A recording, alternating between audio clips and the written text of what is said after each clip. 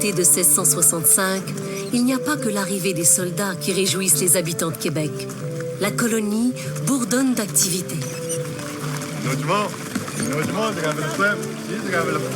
Le 16e de juillet arriva du Havre le navire portant les chevaux dont le roi avait dessein de fournir ce pays. Nos sauvages, qui n'en avaient jamais vu, les admiraient. S'étonnant que les orignaux de France, car c'est ainsi qu'ils les appelaient, soient si traitables et si souples à toutes les volontés de l'homme.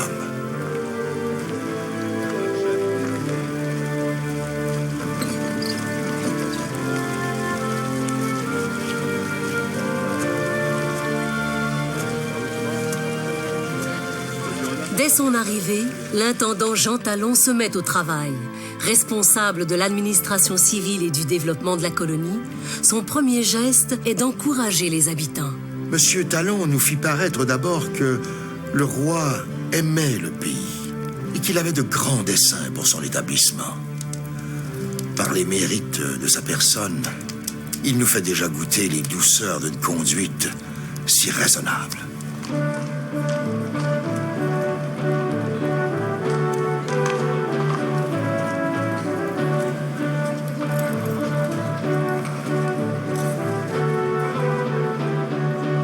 Louis XIV a besoin de sa colonie. Le roi Soleil n'a que 27 ans, mais déjà son ambition est de devenir le maître du monde, de dominer les océans, d'éclipser les autres puissances d'Europe, la Hollande, l'Angleterre, l'Espagne et le Portugal.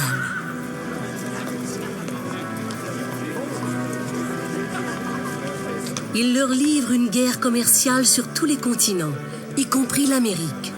C'est Jean-Baptiste Colbert qui dirige les projets du roi.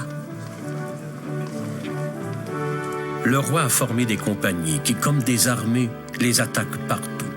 Et comme la principale partie de ce commerce consiste aux colonies étrangères, nous avons cru qu'il était nécessaire de penser à maintenir, protéger et augmenter celles qui se trouvent déjà établies.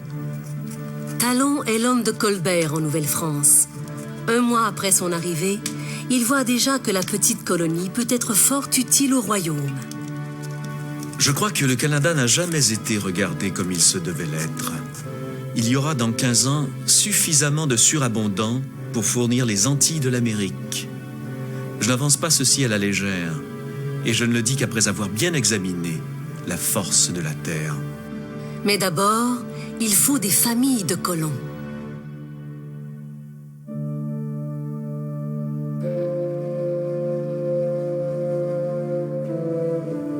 Je fus baptisée à Saint-Gervais de Paris et élevée par ma mère jusqu'à l'âge de 13 ans au faubourg Saint-Antoine.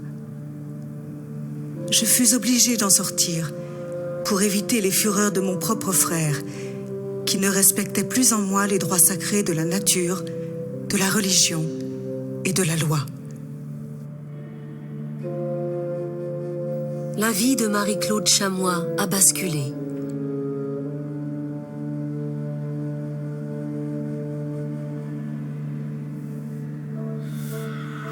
Issue d'une famille aisée de Paris, en 1669, elle s'enfuit de la maison. Elle se retrouve à l'hôpital de la Salpêtrière, un endroit où l'on garde les femmes abandonnées, les enfants pauvres et les malades mentaux. L'année suivante, sa vie est bouleversée de nouveau.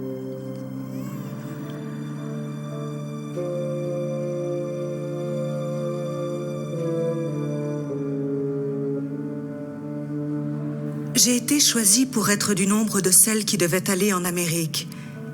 Et j'ai mieux aimé renoncer à ma patrie, entreprendre un voyage périlleux et passer dans un nouveau monde, que d'implorer le secours de ma mère. Je suis demeurée dans le silence, éloignée de mon pays, sans amis, sans secours, sans parents, condamnée à un exil perpétuel.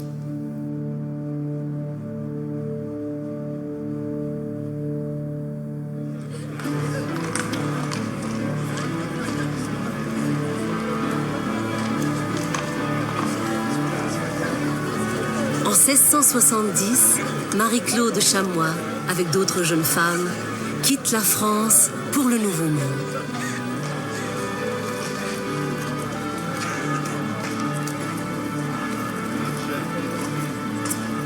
Pendant 7 ans, la France enverra quelques 800 jeunes filles aux frais du roi.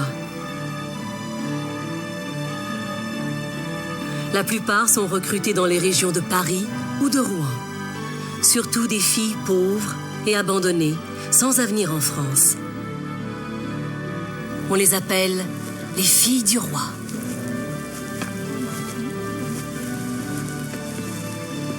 Les 100 filles que le roi a envoyées cette année ne font qu'arriver et les voilà déjà quasi toutes pourvues. Il en enverra encore 200 l'année prochaine et encore d'autres à proportion les années suivantes. De la sorte, c'est une chose étonnante de voir comment le pays se peuple et se multiplie.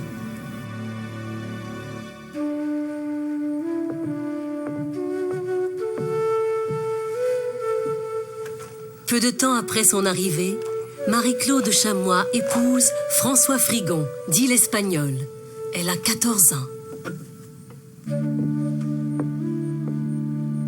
Isabelle Hubert épouse Louis Bolduc, du régiment de Carignan.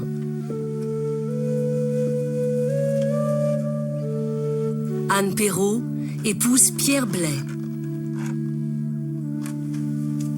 En 1665, la seigneurie de Neuville, près de Québec, est presque inhabitée. 2 ans plus tard, on y trouve 40 nouveaux couples, dont 37 filles du roi.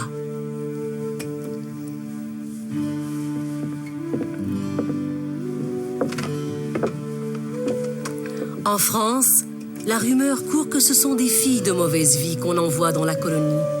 Pierre Boucher défend l'honneur des filles du roi. Il n'est pas vrai qu'ils viennent ici de ces sortes de filles. Ceux qui en parlent de la sorte se trompent grandement. Si par hasard, il s'en trouve quelques-unes qui soient dénoncées ou durant la traversée et le bruit court qu'elles se soient mal comportées, on les retourne en France.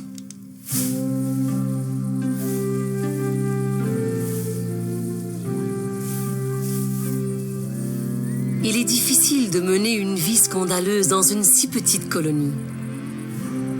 Ce qu'ont en commun ces femmes, c'est leur pauvreté. Leur fécondité témoigne de leur santé, une fécondité que Talon encourage officiellement.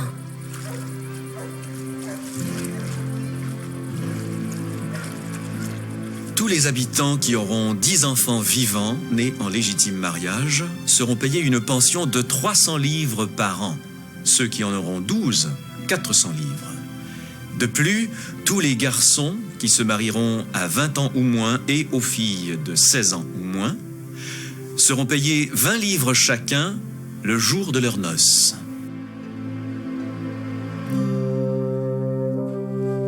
Marie-Claude Chamois et François Frigon vivent maintenant à Batiscan, tout près de Trois-Rivières. Ils auront 7 enfants. Ce sont les ancêtres de tous les Frigons d'Amérique.